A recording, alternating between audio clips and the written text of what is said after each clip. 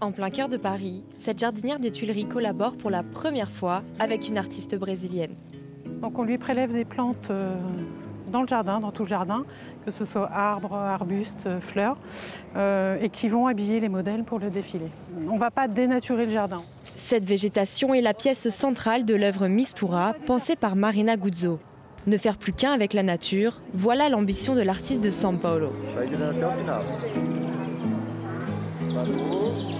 Après le Brésil et l'Espagne, la performance prendra place aux Tuileries le 20 juillet prochain. Je suis très émue à l'idée de pouvoir réaliser ce travail ici, car c'est un jardin historique avec une portée politique, non seulement pour la France, mais aussi pour le monde entier.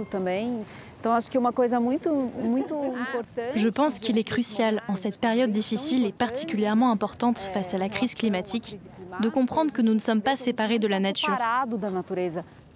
Ces jardins historiques deviennent donc le temps de la saison estivale un lieu d'expression pour les artistes engagés, comme la mannequin Raya Martini.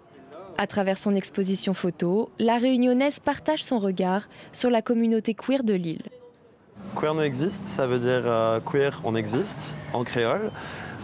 C'est un projet de célébration de l'histoire queer et créole de La Réunion. On est très content de présenter ces visages, ces corps, ces histoires. Dans le jardin des Tuileries, il y a un message politique qui est assez fort, hein, presque un pied de nez, si on peut dire, à certains mouvements qui peuvent être sous-jacents. Pour moi, il était important d'avoir ces figures de représentation que j'ai pas pu avoir en étant plus jeune et de donner aux futures générations justement une traçabilité de l'histoire queer et créole de La Réunion.